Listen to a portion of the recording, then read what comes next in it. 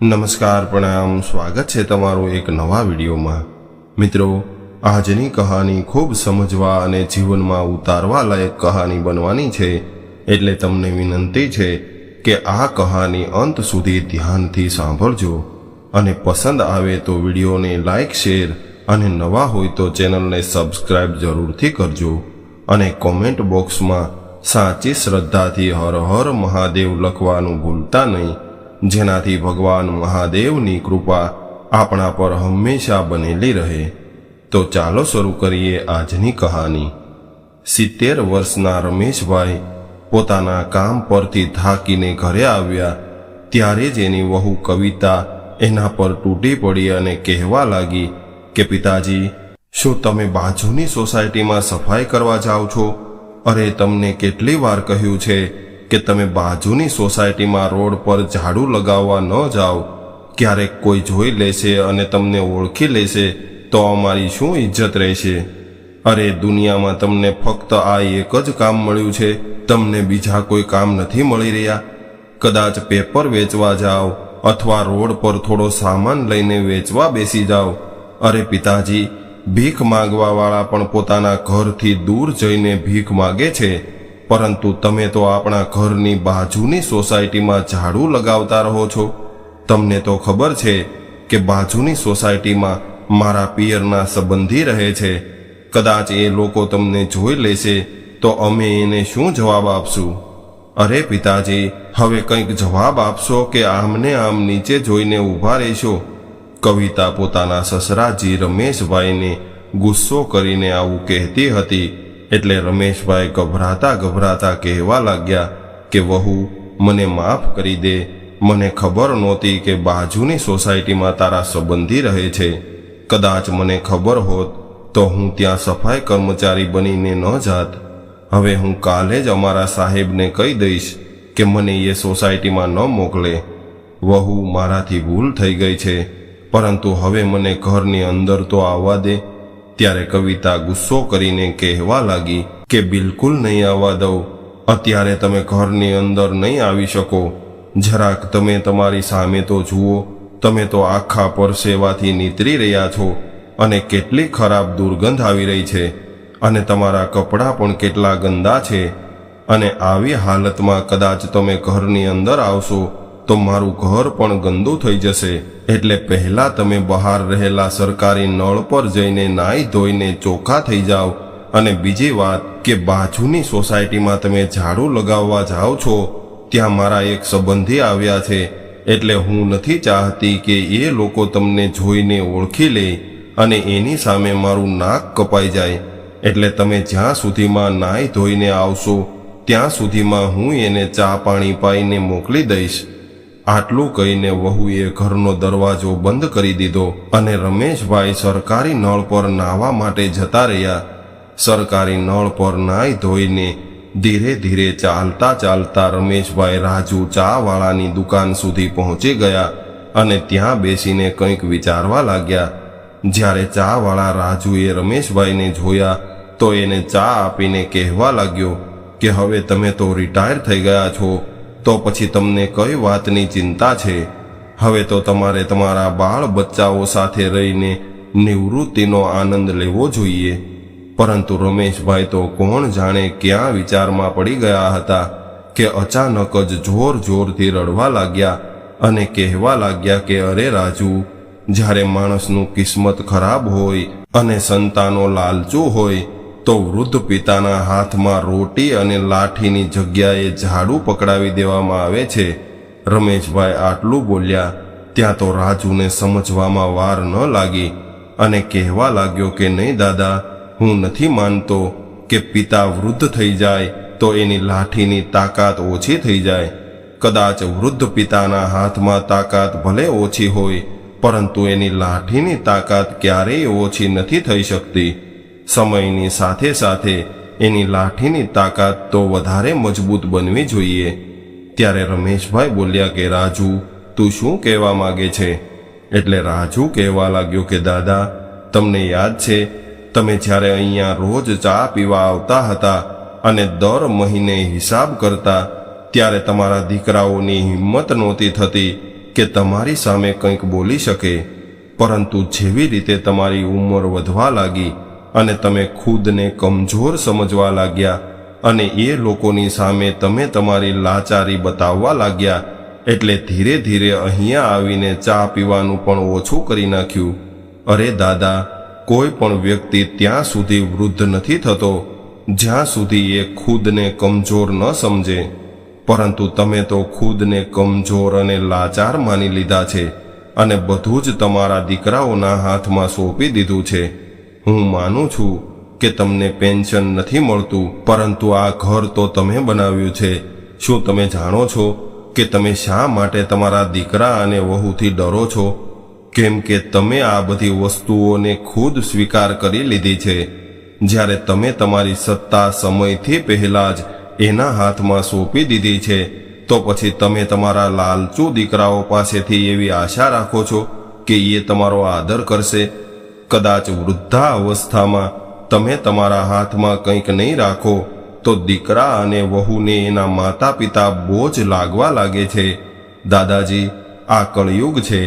ત્યારે રમેશભાઈ બોલ્યા કે રાજુ, મને યાદ છે, આ દુકાન તારા પહેલા તારા પિતાજી ચલાવતા હતા. શું એ હજુ જીવિત છે? શું તું એની સારી રીતે સાર સંભાળ રાખી રહ્યો છો? ત્યારે રાજુ હસીને બોલ્યો કે અરે દાદાજી, મારા પિતાજીની તો હવે ઉંમર થઈ ગઈ છે અને એ હવે બીમાર રહેવા લાગ્યા છે અને હવે તો એ પથારીવશ થઈ ગયા છે, પરંતુ હજુ પણ એની સામે અમારું કંઈ નથી ચાલતું. ત્યારે રમેશભાઈ આશ્ચર્યથી બોલ્યા કે આવું કેવી રીતે થઈ શકે? એટલે રાજુ કહેવા લાગ્યો કે અરે દાદાજી, તમને શું જણાવું, બધા જ સંતાનો એક જેવા તો નથી હોતા. મારો નાનો ભાઈ પણ રખડું અને નિકમ્મો છે. એને તો ચાની દુકાન ખોલવાનું જરાય મંજૂર નહોતું, કેમ કે એ એવું સમજતો હતો કે ચાની દુકાન ખોલવી એ મારી શાનની વિરુદ્ધ છે. એટલે એ ઘરમાં બેઠો બેઠો અમારી કમાણી ખાતો હતો અને અમને જ ખરી ખોટી સંભળાવતો રહેતો. એટલે રમેશભાઈ બોલ્યા કે રાજુ, એની આવી આદતથી તો તારા પિતાજીને ખૂબ દુઃખ થયું હશે અને એટલે જ એ પથારીવશ થઈ ગયા હશે. એટલે રાજુ બોલ્યો કે નહીં, એ તો એની ઉંમરના લીધે પથારીવશ થયા છે, પરંતુ આવી હાલતમાં પણ એમણે પોતાની હિંમત ન છોડી અને પોતાની વસિયતમાં ચોખ્ખું લખી દીધું કે જ્યાં સુધી એ અને મારી માં જીવિત છે ત્યાં સુધી ચાની દુકાનની કમાણીના બધા જ રૂપિયા દર મહિને એના હાથમાં આપવા પડશે અને કદાચ નહીં આપીએ તો અમને ઘરમાંથી બહાર કાઢી મૂકવામાં આવશે. રમેશભાઈ આશ્ચર્યથી કહેવા લાગ્યા કે શું તારા પિતાજીએ આવું કર્યું? એટલે રાજુ હસીને કહેવા લાગ્યો કે કોઈ આવું વિચારી પણ ન શકે કે મારા અભણ પિતા પોતાની વૃદ્ધાવસ્થાની વ્યવસ્થા આવી રીતે કરશે, અને જ્યારે મારા પિતાજી આવું કરી શકે છે તો તમે કેમ ન કરી શકો? તમે વૃદ્ધ થઈ ગયા છો, આવું કહીને તમે તમારા બાકી રહેલા જીવન સાથે સમાધાન કેવી રીતે કરી શકો છો? દાદાજી, મેં તો અત્યારથી નક્કી કરી લીધું છે કે હું મારા બાળકોને મારા જીવતા જીવ મારી કમાણીનો 1 રૂપિયો પણ નહીં આપું. અને આ લ્યો, આજે મારા તરફથી ચા પી લ્યો અને તમારી વહુ અને દીકરાને હિંમત કરીને જે મનમાં આવે એ કહી દો. આટલું કહીને રાજુ દુકાન બંધ કરીને ત્યાંથી નીકળી ગયો. ઘરથી દૂર બેસેલા રમેશભાઈએ જોયું કે એના ઘરનો દરવાજો ખુલ્લો હતો અને મહેમાન પણ જતા રહ્યા હતા. એટલે એ ઊભા થઈને ઘરે ગયા. ત્યારે એની નાની વહુ બોલી કે પિતાજી, તમે આવી રીતે અંદર ક્યાં દોડ્યા આવો છો? બહાર જાઓ અને બાથરૂમમાં જઈને નાહી લ્યો. ત્યારે રમેશભાઈએ કહ્યું કે વહુ, હું તો નાહીને આવ્યો છું. એટલે વહુ કહેવા લાગી કે નાહીને આવ્યા છો તો આટલી દુર્ગંધ કેમ આવી રહી છે? એટલે તમે એક કામ કરો, તમે હજુ એકવાર નાહી લ્યો, ત્યારબાદ અંદર આવજો. અને પિતાજી, આ બધું અહીંયા નહીં ચાલે. આટલું કહીને વહુ અંદર જતી રહી અને બંને વહુઓ રમેશભાઈના દીકરાઓ પાસે જઈને એના કાન ભરવા લાગી. રમેશભાઈ એ સમયે કંઈ ન બોલ્યા અને ગરમ પાણીથી સ્નાન કર્યું અને કપડાં બદલાવીને પોતાના રૂમમાં જતા રહ્યા અને બારીએથી બહાર જોવા લાગ્યા. ત્યારે જ એના પત્ની આશાબેન એના માટે ભોજન લઈને આવ્યા અને કહેવા લાગ્યા કે સાંભળો છો, તમે આખો દિવસ કામ કરીને થાકી ગયા હશો, એટલે થોડું ખાઈ લ્યો. આટલું કહીને આશાબેન પણ એની પાસે બેસી ગયા. સુકાયેલી રોટલી અને દાળ ખાઈને રમેશભાઈની આંખોમાં આંસુ આવી ગયા. એટલે એમણે એની પત્નીને કહ્યું કે આશા, આ ઘર તો આપણું ખુદનું છે ને. આપણા રિટાયરમેન્ટના બધા જ પૈસા લગાવીને મેં આ ઘર બનાવ્યું હતું અને એવું વિચાર્યું હતું કે વૃદ્ધા અવસ્થામાં આપણે આપણા સંતાનો સાથે આ ઘરમાં શાંતિથી રહીશું અને આપણું જીવન વ્યતીત કરશું. પરંતુ આપણા બંને દીકરાઓ અને વહુઓ કંઈક વધારે સમજદાર નીકળ્યા. અરે, એ તો આપણી પાસે બેસીને પ્રેમથી બે વાતો પણ નથી કરતા કે આપણા હાલચાલ પૂછવાની પણ એને કંઈ પડી નથી. ત્યારબાદ રમેશભાઈ અને એના પત્ની જૂની વાતો વિચારવા લાગ્યા કે કેટલી ખુશહાલ જિંદગી હતી જ્યારે બંને દીકરાઓના લગ્ન નહોતા થયા. આપણે તો કેટલા સપના જોયા હતા. જીવનભર મહેનત કરીને આપણે આપણા બંને દીકરાઓને ભણાવી ગણાવીને એટલા લાયક બનાવી દીધા કે એ બંને આજે આટલી મોટી કંપનીમાં ઊંચા પદ પર કામ કરી રહ્યા છે. આપણે તો કેટલા સપના જોયા હતા કે દીકરાઓના લગ્ન કરાવીને આપણે આપણું જીવન શાંતિથી વ્યતીત કરશું અને આપણી વૃદ્ધા અવસ્થા પણ આરામથી નીકળી જશે. પરંતુ કદાચ કિસ્મતને કંઈક બીજું મંજૂર હતું અને જ્યારે બંને દીકરાઓના લગ્ન થયા એટલે એનો વ્યવહાર બદલાવા લાગ્યો. બંને દીકરાઓના ઘરે બબ્બે બાળકો થઈ ગયા અને હાલત ઘરના બટવારા સુધી પહોંચી ગઈ. ત્યારે જ અચાનકથી શારદાબેને રમેશભાઈના હાથ પર હાથ રાખ્યો અને કહેવા લાગ્યા કે તમે આવી વાતો કેમ કરી રહ્યા છો? તમે થાકી ગયા છો એટલે અત્યારે તમે આરામ કરો. શું આજે ફરીથી આપણી વહુએ તમને કોઈ અપમાનજનક શબ્દો કહી દીધા છે? ત્યારે રમેશભાઈ ભીની આંખોએ કહેવા લાગ્યા કે નહીં, મને કોઈએ કંઈ નથી કહ્યું. પરંતુ રમેશભાઈ પોતાની આંખોમાંથી વહી રહેલા આંસુઓને રોકી ન શક્યા અને એના આંસુઓએ આશાબેનના હાથ ભીના કરી દીધા અને કંઈ પણ કહ્યા વગર જ એનું બધું જ દુઃખ જણાવી દીધું. એક સાથીએ પોતાનું દુઃખ છુપાવ્યું હતું તો બીજાએ સમજી લીધું હતું. ત્યારે આશાબેન બોલ્યા કે ઘણા દિવસોથી આપણા બંને દીકરાઓ અને વહુઓ ફળિયામાં બેસીને અંદરો અંદર કંઈક વાતો કરે છે. શું તમને ખબર છે?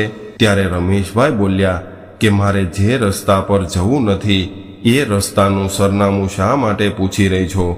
એટલે તું અત્યારે સૂઈ જા અને હા, તું મારી ચિંતા ન કરતી. હું જ્યાં સુધી જીવતો છું ત્યાં સુધી તને કોઈ પણ પ્રકારની તકલીફ નહીં થવા દઉં. હું ભલે વૃદ્ધ થઈ ગયો છું અને કમજોર થઈ ગયો છું, પરંતુ મારી લાઠીમાં હજુ પણ તાકાત છે. આટલું કહીને એમણે આશાબેનને વિશ્વાસ અપાવ્યો અને આંખો બંધ કરીને સૂઈ ગયા. બીજા દિવસે સાંજે જ્યારે નાની વહુ રીના બોલી કે શું વાત છે પિતાજી, આજે તમે કામ પર ન ગયા અને આજે કામ પર નથી ગયા તો આજે ખાવાનું કેવી રીતે ખાશો? ત્યારે મોટી વહુ બોલી કે અરે, આજે એને ઘરમાં જ રહેવા દે. તને ખબર છે ને કે કાલે શું થવાનું હતું? કાલે તો આપણી ઇજ્જત ધૂળમાં મળી જવાની હતી. આટલું કહીને મોટી વહુએ બધી જ વાત રીનાને જણાવી દીધી. એટલે નાની વહુએ કહ્યું કે ચાલો કંઈ વાંધો નહીં, એક દિવસ મફતમાં ખાવાનું ખાઈ લેજો. આટલું કહીને બંને વહુઓ હસતી હસતી ત્યાંથી નીકળી ગઈ.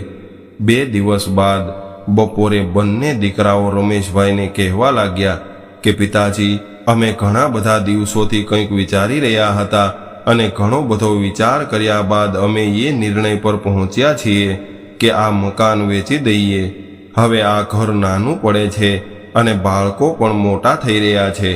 ત્યારે બંને વહુઓ પણ કહેવા લાગી કે આમ પણ આ ઘર જૂનું લાગી રહ્યું છે અને અમારા સ્ટાન્ડર્ડ સાથે મેચ નથી કરતું. એટલે રમેશભાઈ બોલ્યા કે દીકરાઓ, આ ઘર વેચવાનો નિર્ણય તમે બંનેએ કેવી રીતે કરી લીધો? એટલે નાનો દીકરો રાજીવ બોલ્યો કે પિતાજી, આ ઘર વેચીને અમે બંને ભાઈઓ પૈસા વહેંચી લઈશું અને થોડી લોન લઈને બંને અલગ અલગ ફ્લેટ ખરીદી લઈશું. આવું સાંભળીને રમેશભાઈ અને આશાબેન એકદમ ચૂપ થઈ ગયા અને બંને દીકરાઓ સામે જોવા લાગ્યા. ત્યારે મોટો દીકરો બોલ્યો કે પિતાજી, તમને નહીં સમજાય કે અમે લોકો કેટલી પરેશાનીમાંથી ગુજરી રહ્યા છીએ, એટલે ઘણો બધો વિચાર કર્યા બાદ અમે આ નિર્ણય લીધો છે. ત્યારે જ આશાબેન બોલ્યા કે હા દીકરાઓ, હું જોઈ રહી છું કે આ બધા વિચાર વિમર્શ 2-3 મહિનાથી ચાલી રહ્યા છે. ત્યારે બંને દીકરાઓ અને વહુઓ એકબીજા સામે જોવા લાગ્યા અને મોટી વહુ કવિતા, જે એક પૈસાવાળા ઘરમાંથી આવી હતી અને ઘણી બધી ભણેલી હતી, એ આગળ આવીને કહેવા લાગી કે પિતાજી, આજના સમયમાં તો એકથી એક સારા ઓલ્ડ એજ હોમનું ચલણ છે. ત્યારે એનો દીકરો કહેવા લાગ્યો કે હા, એકદમ 5 સ્ટાર હોટલ જેવા રૂમ હોય અને બધી જ સુવિધાઓ મળે છે અને ત્યાં રહેવા માટે બસ દર મહિને થોડું ભાડું આપવું પડે છે. એટલે આ મકાન વેચ્યા બાદ જે પૈસા મળવાના છે એમાં તમારો પણ હિસ્સો હશે અને એ પૈસા અમે તમારા ખાતામાં જમા કરાવી દઈશું અને ક્યારેક કોઈ વસ્તુની જરૂર હોય તો તમે અમારી પાસેથી માંગી લેજો. આખરે અમે પણ તમારા જ સંતાનો છીએ.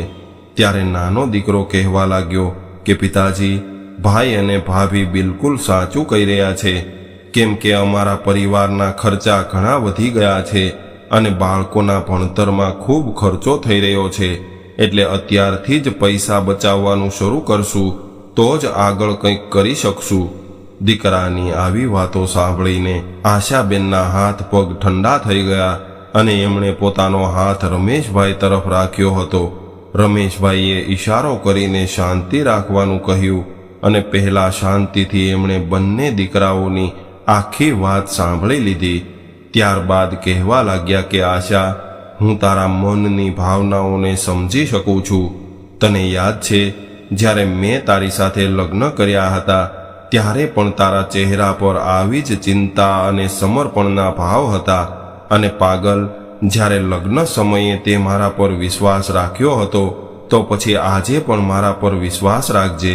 ખૂબ આત્મવિશ્વાસ સાથે રમેશભાઈ આવું બોલ્યા અને કહેવા લાગ્યા કે દીકરાઓ, તમારો નિર્ણય બિલકુલ સાચો છે અને હું તમારા નિર્ણય સાથે સહમત છું. આવું સાંભળીને બંને દીકરાઓ અને વહુઓ ખુશ થઈ ગયા.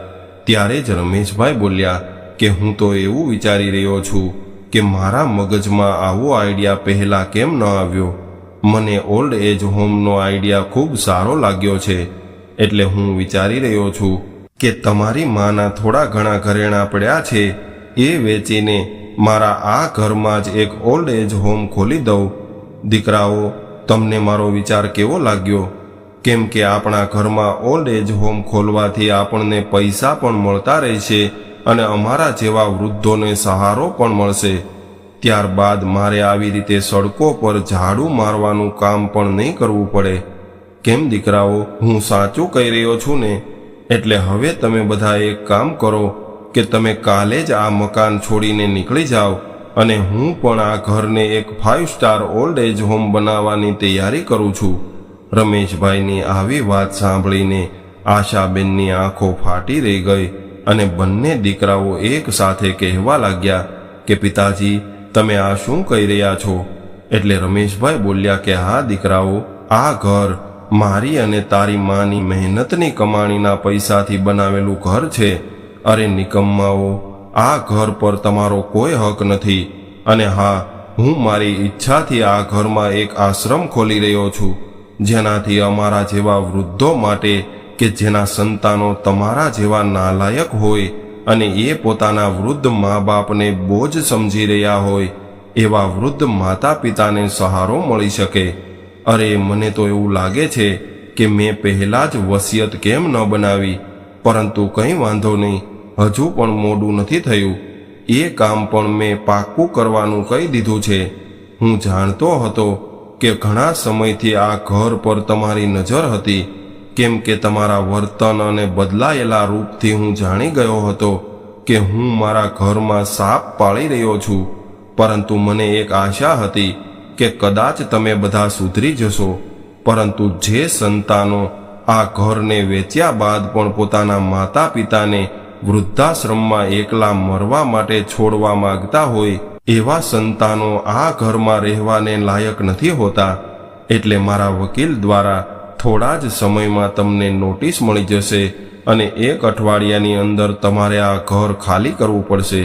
ત્યારે મોટો દીકરો બોલ્યો કે પિતાજી, તમે આવું કેવી રીતે કરી શકો છો? એટલે રમેશભાઈ હસીને કહેવા લાગ્યા કે કેમ ન કરી શકું? જ્યારે તમારી પત્નીઓ મને ભીખ માગવા અને સડકો પર ઝાડુ લગાવવા માટે મજબૂર કરી શકે છે, તો હું તમને મારા ઘરમાંથી બહાર કેમ ન કાઢી શકું? અરે, આજે તમને તમારા બાળકો દેખાઈ રહ્યા છે. એક સમયે અમે પણ તમને અમારા દિલથી લગાવીને રાખ્યા હતા. અમે ખુદ ભૂખ્યા રહ્યા હતા, પરંતુ તમને પેટ ભરીને ખવડાવ્યું હતું. તમારી માં ફાટેલી સાડી પહેરતી હતી, પરંતુ તમને નવા કપડાં પહેરાવ્યા હતા. પરંતુ પાછલા થોડા વર્ષોમાં તમે લોકોએ અમારી સાથે જે કર્યું છે એ બધું અત્યાર સુધી તો અમે સહન કરતા રહ્યા, પરંતુ હવે નહીં કરીએ. એટલે હવે તમે બધા અહીંથી નીકળી જાઓ. આવું સાંભળીને બંને દીકરાઓના પગ નીચેથી જમીન સરકી ગઈ અને એ રમેશભાઈના પગમાં પડીને માફી માંગવા લાગ્યા અને કહેવા લાગ્યા કે પિતાજી, અમને માફ કરી દો. હવેથી અમે આવી ભૂલ ક્યારેય નહીં કરીએ. હવે અમે તમારી ખૂબ સેવા કરશું. પરંતુ રમેશભાઈ તો નિર્ણય કરી ચૂક્યા હતા, એટલે એ પોતાના નિર્ણય પર અડગ રહ્યા અને રમેશભાઈએ દીકરાઓની કોઈ પણ વાત ન સાંભળી. ત્યારે બંને દીકરાઓ અને વહુઓ શરમથી માથા ઝુકાવીને ઊભા હતા. એટલે રમેશભાઈએ પોતાની લાઠી પકડી અને કહેવા લાગ્યા કે ચાલ આશા, આજે આપણા માથા પરથી એક બોજ ઉતરી ગયો છે. કોઈએ સત્ય કહ્યું છે કે વૃદ્ધ પિતાના હાથમાં તાકાત ઓછી જરૂર થાય છે, પરંતુ એની લાઠીમાં હંમેશા તાકાત હોય છે. આટલું કહીને રમેશભાઈ અને આશાબેન બંને પોતાના રૂમમાં જઈને આરામથી સૂઈ ગયા.